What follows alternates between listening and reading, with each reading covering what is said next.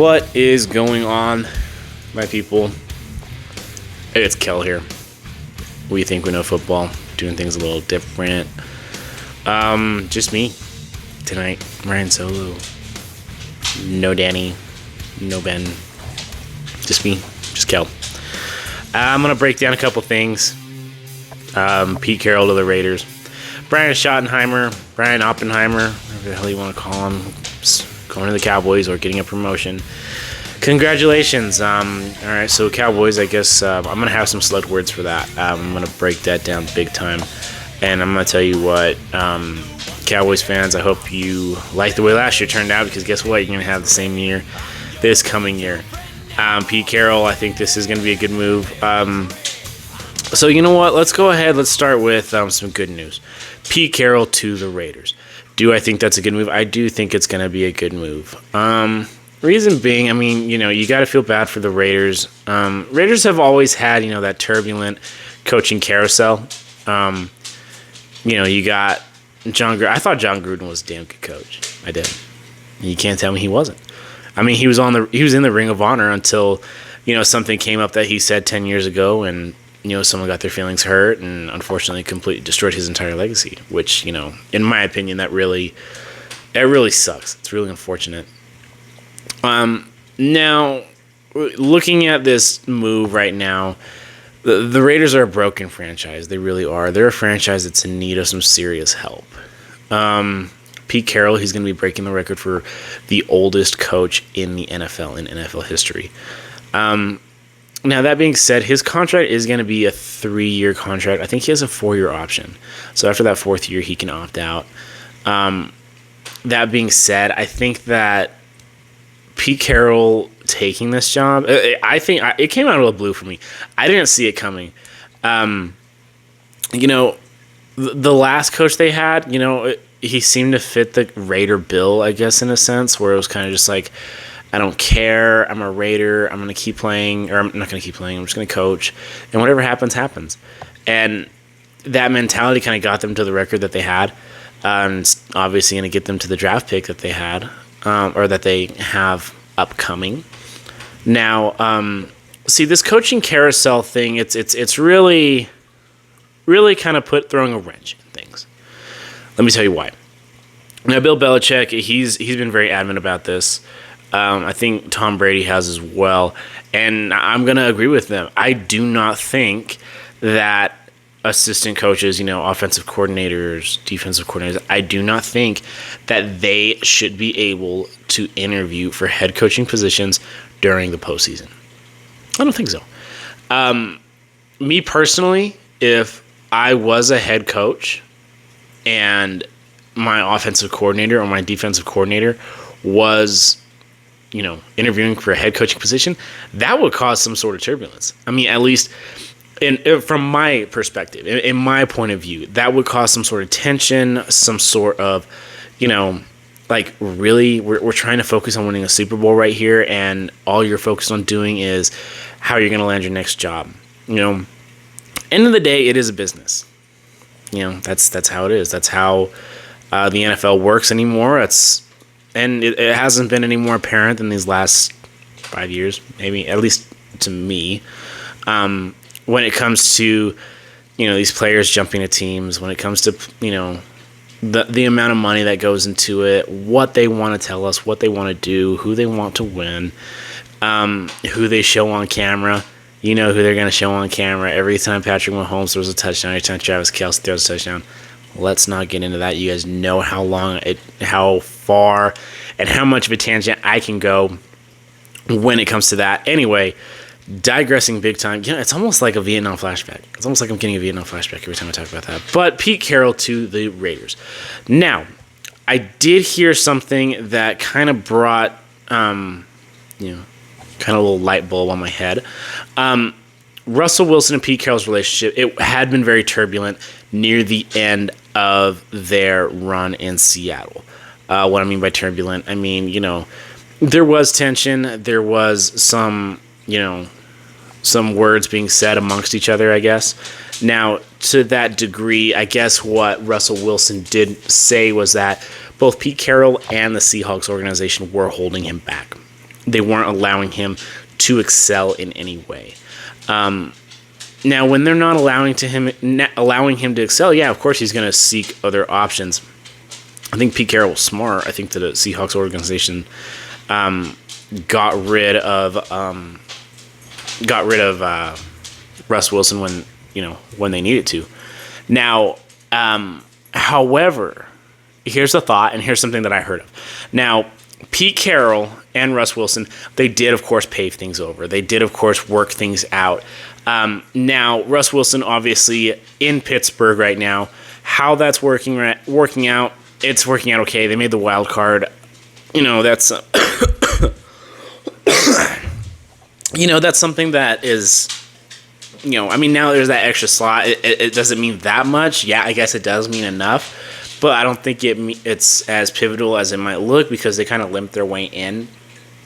So, with that being said, could we see Russ Wilson and Pete Carroll back together on the same team? There's thought. If we do, you got Russ Wilson, Brock Bowers. You have an upcoming draft pick coming up with Pete Carroll. With that leadership, and you got Tom Brady too. Tom Brady's going to be, having some sort of degree of having some say in the mix when it comes to Pete Carroll. I do think that they could, within the next 5 years, possibly become a contender again. Now I'm saying within the next 5 years because it's not going to be next year. Guys, I'm sorry. It's not going to happen overnight. I wish it could, but it won't. It just won't. It can't. That's not how the Raiders organization is. Let's go ahead. Let's talk about something that's been on my mind, been bothering me so bad. I'm saying bothering me so bad, but I've only heard about it for so long. And here we go. Ladies and gentlemen, this segment is not going to be suitable for children. Let me tell you why, because of what I'm about to say is from the heart. It is from the very, very depths of my heart when I say, Jerry Jones, you are a fucking idiot. You have no idea what you are doing. And I feel bad for Micah Parsons. I feel bad for CeeDee Lamb.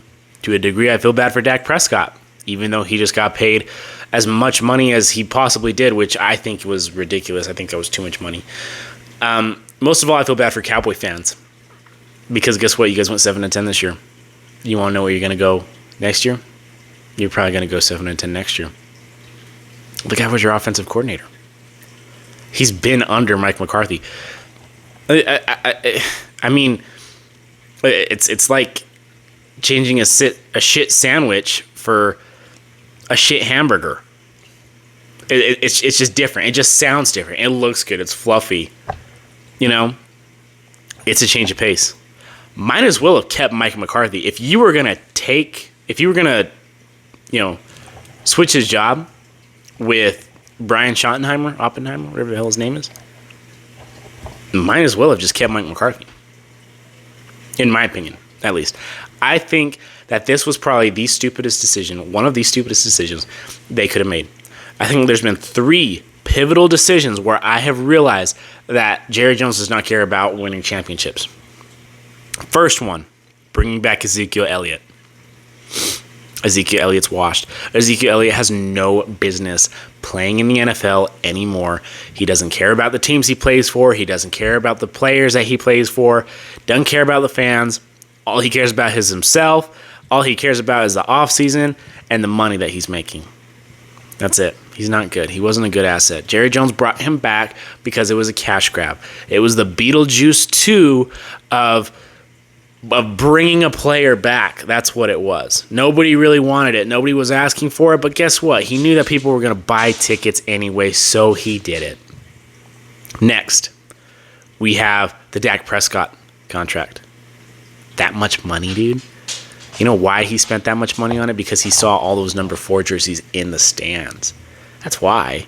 Yeah, okay, go ahead, throw numbers at me. Please throw numbers at me. Please tell me all of these comments about how great Dak Prescott is. If they're so great, if he's so great, why aren't they in the playoffs? Why aren't they making it past the wild card round? Why? Well, why can't they do that? This could be a Sam Darnold, it could be a Baker Mayfield situation that I'm always talking about, where it could be a team issue. It couldn't be a player issue. But in my opinion, when you pay a guy that much money, that's pathetic. So Jerry Jones finally put the cherry on top with this, and he gave me hope. He gave me a glimmer of hope. He really did, guys. When he fired Mike McCarthy, and I said, end of the year, I said this is going to be Mike McCarthy's last year as the Cowboys head coach. And people were like, oh, I don't know. Well, it was. But Brian Schottenheimer, Oppenheimer. Are you serious, guys? I mean, that's who you pick? That is your pick? As our offensive coordinator, dude, nothing's going to change. Nothing's going to change. How great, how efficient was your offense last year? Huh? How many points did you score last year? How awesome, how epic was it last year? How great was your defense last year? It wasn't good, Jerry. It wasn't. It doesn't matter what moves you make. At the end of the day, you're going to go the money route. That's how it's always been. You're going the money route. You're going where the money leads you. You don't care about the fans. Stop lying to us. Stop lying to yourself. Stop lying, telling people that you're doing what's best for the team. You're not. You're not. You haven't been doing what's best for the team for years. Since I was a kid. So, I mean, 20 plus years. It's been 20 plus years. And nothing right has been done for the team. You've had the right draft picks. It's not like you haven't had good draft picks. You've had good draft picks. You've had cap space. You know, you have the income. It's not like you're a poor team. You know, there's 3 teams in the nation where when you hear their name, you know there's going to be some poser walking down the street wearing a flat-billed hat trying to talk trash to you with his compensating little shorts down to his knees and his girlfriend that smacks him around at home with her hoop earrings. And without saying, too much, the 3 teams are going to be, number 1, obviously the Cowboys. Number 2, team from LA. Which one do you think it is? Lakers. Second one, guess what? The Yankees. You get the Cowboys, the Lakers, and the Yankees. Those are your 3 teams. Those are your 3 money-making teams, and the Cowboys are one of them. That's all they are. They're a money-making team. Nobody cares. People stop caring. But the only person who cares is Jerry Jones, and it's not about the team. It's about making money. That's why I brought Ezekiel Elliott back. Ezekiel Elliott, Beetlejuice 2. Nobody wanted it. Nobody cares. But we got it anyway. So what are they going to do? I guess they're going to shove it down your throat. And then guess what? When people stop liking it, they're like, all right, well, I guess we'll put it on the shelf. I guess we'll kind of pretend that it's not really there. And we'll play this one guy who's actually pretty good with Dowell. Dowell? I'm not quite sure of their original running back. Should focus on that. I'll tell you that. Cowboys are in such a hole. Cowboys are in a deep, deep hole. I feel so terrible for Micah, and I feel so bad for CeeDee Lamb. These are great players. They're being wasted. That's like DeAndre Hopkins in Houston. He was being wasted. So what did he do? He's jumping teams, trying to find a team that can embrace him, that can actually help him, but I don't see it happening. It's not going to happen. It's not going to happen. Micah Parsons, he's in it for the team. He's not in it for the money. He's not in it. And, Jerry Jones is only in it for the money. He's only in it for the money. And I'm going to say it. I'm going to say it loud. I'm going to say it proud. Not proud. Jerry Jones, you're a money-hungry asshole. And you're destroying this franchise. And you know what really sucks? Is that at the end of the day, no matter what move you do, no matter what happens to Jerry Jones, is his bullshit, greedy family is still going to have a hold of that team. It doesn't matter. Sell a team, Jerry. Sell a team. Give it to someone who actually knows what they're doing, because you don't know what you're doing, Jerry. You don't. It's okay, dude. Call a spade a spade. Like I always say, dude. You got to call a spade a spade. Know when to quit. Now is your time to quit. Now is your time to escape. Go, dude. Go freaking have another illegitimate child.